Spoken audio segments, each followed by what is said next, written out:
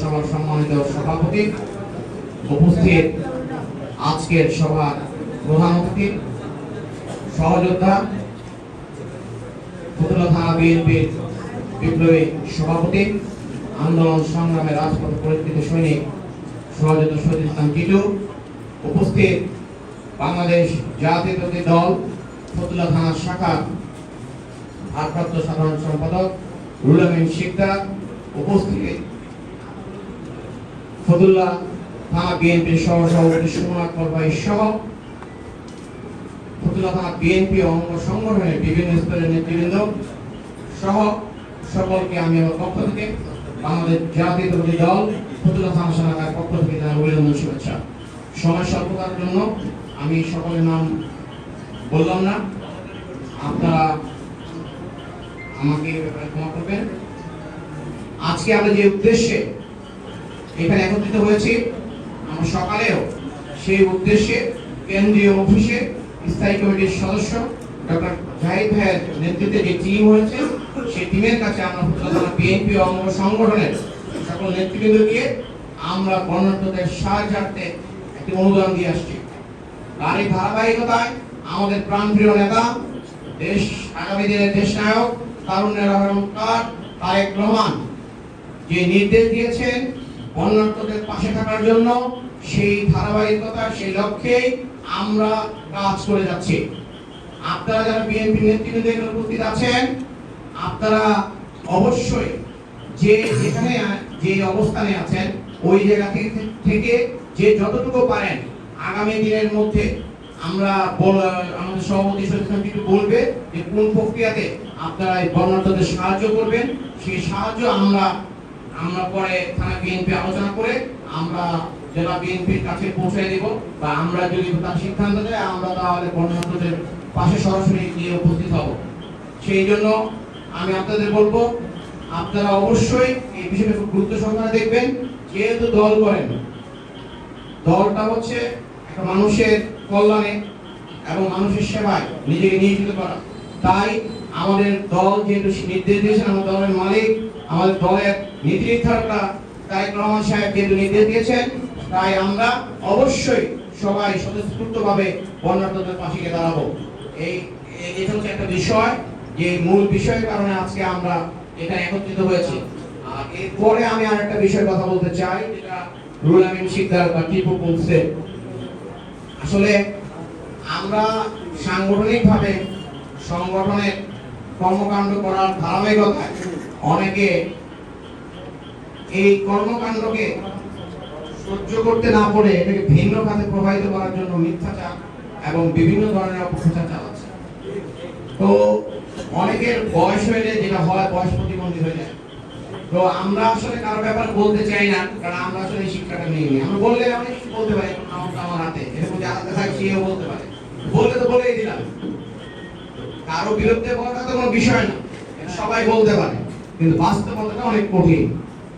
তো আমরা শুধু এটুকুই বলবো, সবার যার যার মরতে হবে, সবারই বয়স হয়েছে। আমার মনে হয় যার যার জায়গা থেকে দায়িত্ব নিয়ে কথা বলা উচিত।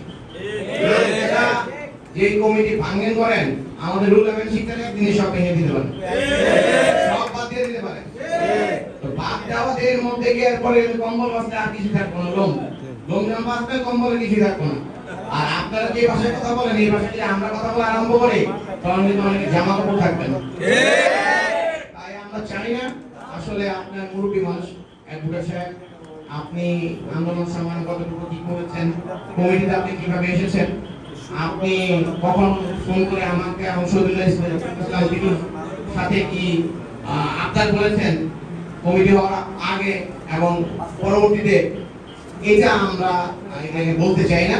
যদি কখনো সময় আসে সেটা বলবো। এবং 5 তারিখে এই সরকার পতনের পূর্বে আপনার কোথায় কোথায় উল্লেখযোগ্য অবদান ছিল, সেটাই এই দেশের সাধারণ নেতাকর্মীরা সহ সাধারণ মানুষ সবাই জানে।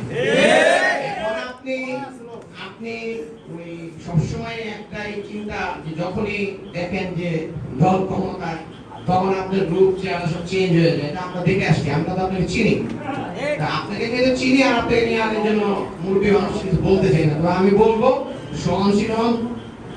আগামীতে বিএনপির কিভাবে দেশ গড়ার লক্ষ্যে কাজ করবে, ক্ষমতায় আসবে, কে নমিনেশন পাবে, কে এমপি হবে, সেই দিকে চিন্তা মনে হয় মনোযোগ দিলে ভালো হয়। যাদেরকে নিয়ে কথা বলেন, আর এইরকম কথা তো এখানে যারা আছে বললে তো অনেকে অনেক কথা বলতে পারে।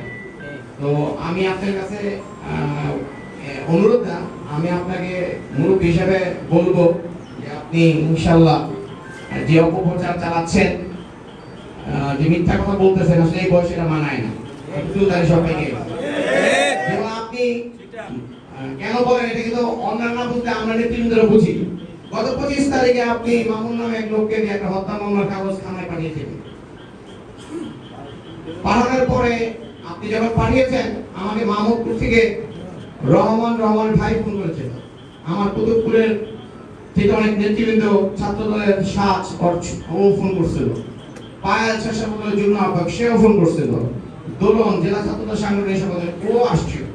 কারণ ওদের দলীয় নেতা কর্মী এবং আত্মীয় স্বজনদের এই মামলায় অন্তর্ভুক্ত করা হয়েছিল। পাশাপাশি সজীব কুতুবপুর ইউনিয়ন শ্রমিক দলের সভাপতি, তার নামও দেওয়া হয়েছিল। আমরা যখন জানতে পারলাম, থানা বিএনপি সভাপতি আমাকে ফোন দিল যে ভাই থানায় যান, এই কুতুবপুরতে এরকম দলীয় লোকজনের নাম দিয়ে মামলাটা জমা দেওয়া হয়েছে। তো আমি এবং কুতুবপুরের নেতৃবৃন্দ যাদের নাম বললাম, আরো অনেক একটা সবাই আমরা ওসি সাহেবের কাছে গেলাম।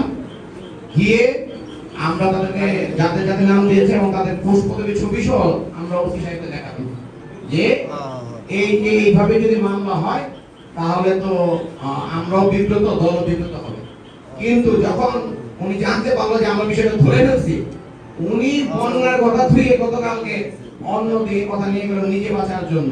আপনি এইভাবে বললে তো নিজে বাঁচে মনে মনে নিজে বাঁচবেন, কিন্তু নেতাকর্মীদের কাছে তো সবকিছু অবগত আছে আপনি কি করতেছেন।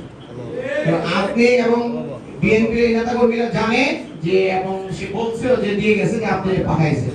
তো এরকম করে আপনি বিএনপি নেতাকর্মীদের নামে মামলা দিচ্ছেন। আপনি গতবার 2001 সালে বিএনপি ক্ষমতা আসার পরও আপনারা তো ব্যক্তিগত দল করেন, আপনারা তো বিএনপি করেন, ব্যক্তি বিশেষে রাজনীতি করেন এবং সেই ধারাবাহিকতায় রাজনীতি করে যাচ্ছে। সেই সময় চেষ্টা করছেন আপনি সহ